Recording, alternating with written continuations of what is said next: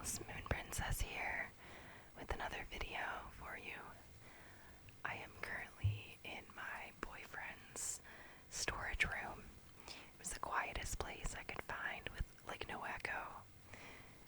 I'm basically surrounded by mattresses. I apologize, I'm gonna try to make it look better, like the setup next time. I'm new at making videos, so I'm just like, do or don't, you know. Today I wanted to share with you Cinder. It's by Marissa Meyer. It's a really good book. I definitely read it for the cover.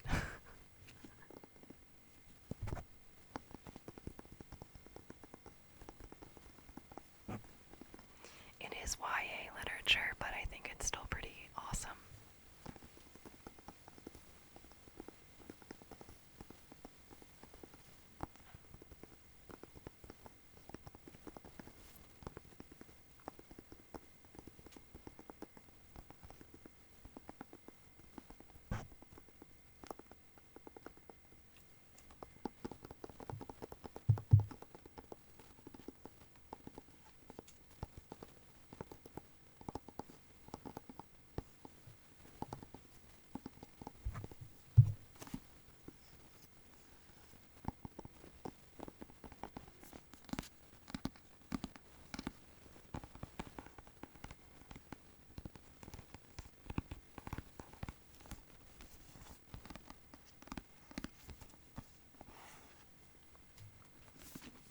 So here's the back.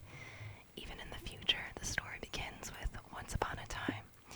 Humans and androids crowd the raucous streets of New Beijing. A deadly plague ravages the population. From space, a ruthless lunar people watch, waiting to make their move. No one knows that Earth's fate hinges on one girl.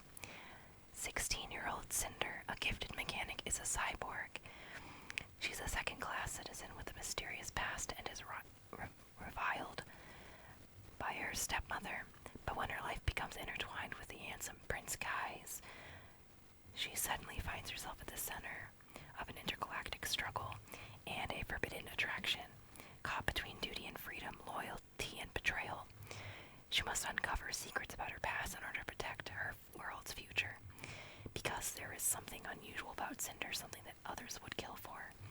So I'll be honest, Cinder is one of my favorite characters in the series, but I would say my favorite book from the series, Lunar Chronicles, is Winter. It has war and chaos, and it's just well written. I think it's better written than this book. That's just my opinion. Don't kill me. Okay, so I'm just going to read the beginning of it for you. The screw through Cinder's ankle had rusted. The engraved cross marks worn to a mangled circle. Sorry.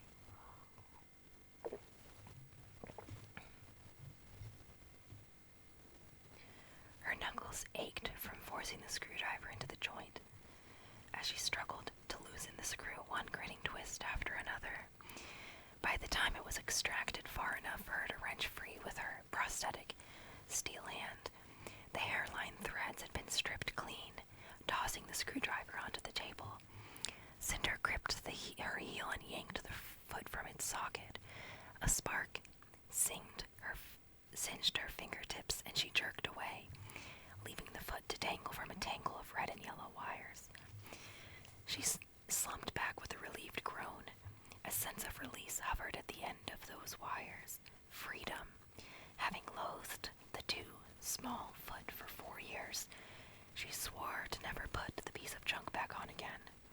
She just hoped Aiko would be back soon with its replacement. Cinder was the only full-service mechanic at New Beijing's weekly market, without a sign. Her booth hinted at her trade only by the shelves of stock android parts that crowded the walls.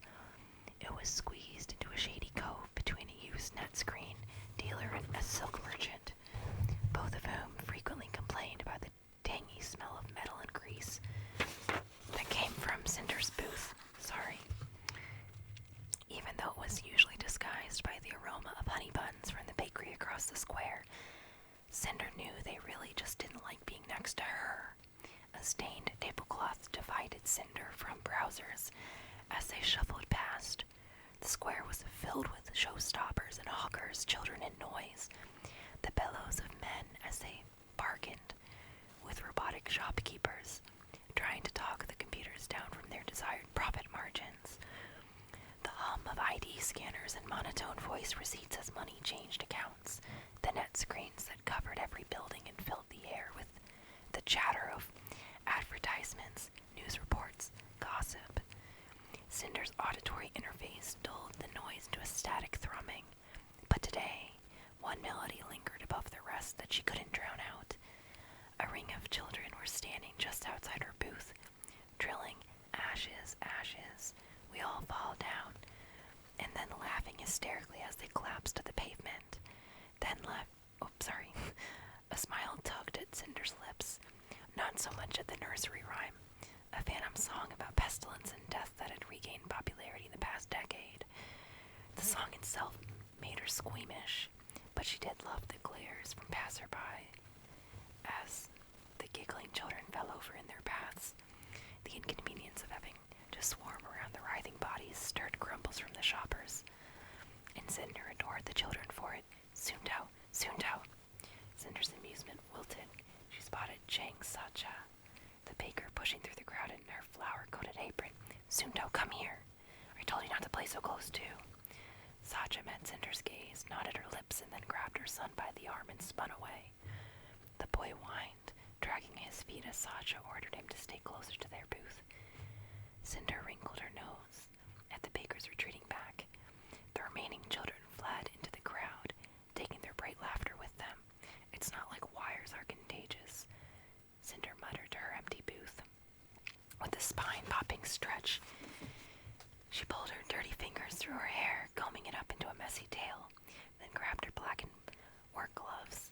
She covered her steel hand first, and though her right palm began to sweat immediately, inside the thick material she felt more comfortable with the gloves on, hiding the plating of her left hand. She stretched her fingers wide, working out the cramp that had formed at the fleshy base of her thumb from clenching the screwdriver, and squinted again into the city square. She spotted plenty of stocky white androids in the din, but none of them Ico. Sighing, Cinder bent over the toolbox beneath the work table. After digging through the jumbled mess of screwdrivers and wrenches, she emerged with the fuse puller that had been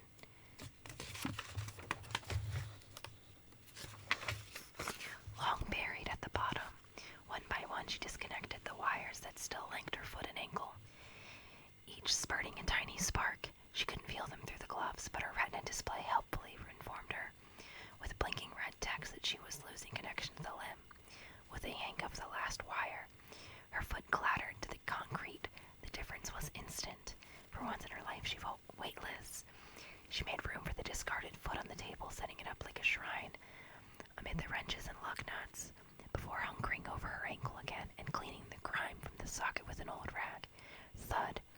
Cinder jerked her head, smacking the underside of the table. She shoved back from the desk, her scowl landing first on a lifeless android that sat squat on her work table, and then on the man behind it. She was met with startled copper-brown eyes and black hair that hung past his ears, and lips that every girl in the country had admired 1,000 times. Her scowl vanished. His own surprise was short-lived, melting into an apology. "I'm sorry," he said. "I didn't realize anyone was back there." Cinder barely heard him above the blankness in her mind. With her heartbeat gathering speed, her retina display scanned his features so familiar from years spent watching him on the net screens. He seemed taller in real life, and a gray hooded sweatshirt was like none of the fine clothes he usually made appearances in, but still, it only took 2.6 seconds for Cinder's scanner to measure the points of his face and link his image to the net database. Another second and the display informed her of what she already knew. Details scribbled across the bottom. A revisionist stream of green text. Prince Kaido, Crown Prince of the Eastern Commonwealth, ID number 0082719057. Born 7 April 108 TE.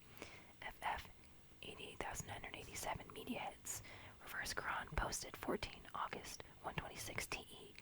A press meeting is to be hosted by Crown Prince Kai on 15th August to discuss the ongoing analysis, research, and possible leads for an antidote.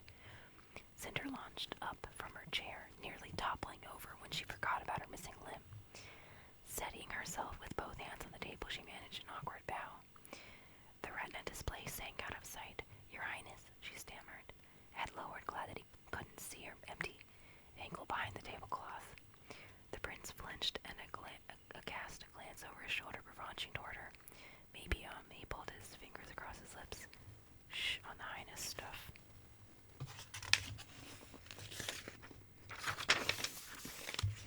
Wide-eyed, Cinder forced a shaky nod. "Right, of course.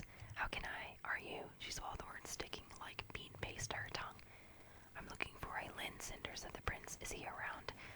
Cinder dared to lift one stabilizing hand from the table, using it to tug the hem of her glove higher on her wrist. Staring at the prince's chest, she stammered, "I'm Lynn, Cinder." Her eyes followed his hand as he planted it on top of the android's bulbous head. "You're Lynn, Cinder." "Yes, you're hot." She bit down on her lip. "The mechanic." She nodded. "How can I help you?" Instead of answering, the prince bent down, craning his neck so that she had no choice but to meet his eyes, and dashed a grin at her. Her heart winced. The prince straightened, forcing her gaze to follow him. "You're not quite what I was expecting." "Well, you hardly what I, unable to hold his gaze. Cinder reached for the android and pulled it to her side of the table. "What seems to be wrong with the android, Your Highness?" The android looked like it had just stepped off the conveyor belt, but Cinder could tell from the mock feminine shape that it was an outdated model. The design was sleek, though, with a spherical head atop a pear-shaped body and a glossy white finish. "I can't get her to turn on," said Prince Kai, watching as Cinder examined the robot. "She was working fine one day, and the next, nothing." Cinder turned the android around so its sensor light faced the prince. She was glad to have routine tasks for her hands and routine questions for her mouth. Something to focus on, so she wouldn't get flustered and lose control of her brain's net connection again. "Have you had problems with her before?" "No, she gets a monthly checkup from the Royal Mechanics, and this is the first real problem she's ever had." Leaning forward, Prince Kai picked up Cinder's small metal foot from the work table, turning it over curiously in his palms. Cinder tensed, watching as he peered into the wire-filled cavity filled with the flexible joints of the toes. He used the too long sleeve of his sweatshirt to polish off a smudge. "Aren't you hot?" Cinder said, instantly regretting the question when his attention returned to her. For the briefest moment, the prince almost looked embarrassed. "Dying," he said, "but I'm trying to be inconspicuous." Cinder considered telling him it wasn't working, but thought better of it. The lack of a throng of screaming girls surrounding her booth was probably evidence that it was working, better than she expected. Instead of looking like a royal heartthrob, he just looked crazy. Clearing her throat, Cinder refocused on the android. She found the nearly invisible latch and opened its back panel. "Why aren't the Royal Mechanics fixing her?" "They tried, but they couldn't figure it out. Someone suggested I bring her to you." He set the foot down and turned his attention to the shelves of old and battered parts. Parts for androids, hovers, net screens, port screens. Parts for cyborgs. "They say you're the best mechanic in New Beijing. I was expecting an old man." "Do they?" she murmured. He wasn't the first to voice surprise. Most of her customers couldn't fathom how a teenage girl could be the best mechanic in the city, and she never broadcast the reason for her talent. The fewer people who knew she was a cyborg, the better. She was sure she'd go mad if all the market shopkeepers looked at her with the same disdain as Chang Sacha did. She nudged some of the android's wires aside with her pinky. "Sometimes they just get worn out. Maybe it's time to upgrade to a new model." "I'm afraid I can't do that. She contains top secret information. It's a matter of national security that I retrieve it before anyone else does." Fingers stalling, Cinder glanced up at him. He held her gaze a full 3 seconds before his lips twitched. "I'm just joking. Nancy was my first android. It's sentimental." An orange light flickered in the corner of Cinder's vision. Her optobionics had picked up on something, though she didn't know what. An extra swallow, a too quick blink, a clenching of the prince's jaw. She was used to the little orange light. It came up all the time. It meant that someone was lying. National security, she said. Funny. The prince lifted his head as if challenging her to contradict him. A strand of black hair fell into his eyes. Cinder looked away. Tutor 8.6 model, she said, reading the faintly lit panel inside the plastic cranium. The android was nearly 20 years old, ancient for an android. She looks to be in pristine condition. Raising her fist, she thunked the android hard on the side of its head, barely catching it before it toppled over onto the table. The prince jumped. Cinder set the android back on its treads and jabbed the power button, but nothing happened. You'd be surprised how often that works. The prince let out a single awkward chuckle. Are you sure you're Cinder, the mechanic? Cinder, the mechanic. Cinder, I've got it. Aiko wheeled out of the crowd and up to the work table, her blue sensor flashing. Lifting one pronged hand, she slammed a brand new steel-plated foot onto the desk. In the shadow of the prince's android, it's a huge improvement over the old one. Only lightly used, and the wiring looks compatible as is. Plus, I was able to get the dealer down to just 600 units. Panic jolted through Cinder, still bouncing on her human leg. She snatched the foot off the table and dropped it behind her. Good work, Aiko. Yugen Shifu will be delighted to have a replacement foot for his escort android. Aiko's sensor dimmed. Yugen Shifu, I don't compute. Smiling through locked teeth, Cinder gestured at the prince. Aiko, please pay her respects to her customer. She lowered her voice. His Imperial Highness. Aiko craned her neck, her head aiming the round sensor up at the prince, who towered more than 3 feet above her. The light flared as her scanner recognized him. Prince Kai, she said, her metallic voice squeaking. You are even more handsome in person. Cinder's stomach twisted in embarrassment even as the prince laughed. That's enough, Aiko. Get into the booth. Aiko obeyed, pushing aside the tablecloth and ducking under the table. You don't see a personality like that every day, said Prince Kai, leaning against the booth's door frame vis-a-vis. Brought androids to the market all the time. Did you program her yourself? Believe it or not, she came that way. I suspect a programming error, which is probably why my stepmother got her so cheap. I do not have a programming error, said Aiko from behind her. Cinder met the prince's gaze. Was caught momentarily, dazzled by another easy laugh, and ducked her head back behind his android. So what do you think? He asked. I'll need to run her diagnostics. It will take me a few days, maybe a week. Tucking a strand of hair behind one ear, Cinder sat down, grateful to give her leg a rest while she examined the android's innards. She knew she must be breaking some rule of etiquette, but the prince didn't seem to mind as he tipped forward, watching her hands. Do you need payment up front? He held his left wrist toward her, embedded with his ID chip. But Cinder waved a gloved hand at him. No, thank you. It will be my honor. Prince Kai looked about to protest, but then let his hand fall. I don't suppose there's any hope of having her done before the festival. Cinder shut the android's panel. I don't think that will be a problem, but without knowing what's wrong with her. I know. He rocked back on his heels. Just wishful thinking. How will I contact you when she's ready? Send her calm to the palace. Or will you be here again next weekend? I could stop by then. Oh yes, said Aiko from the back of the booth. We're here every market day. You should come by again. That would be lovely. Cinder flinched. You don't need to. It'll be my pleasure. He tipped his head in polite farewell, simultaneously pulling the edges of the hood farther over his face. Cinder returned the nod, knowing she should have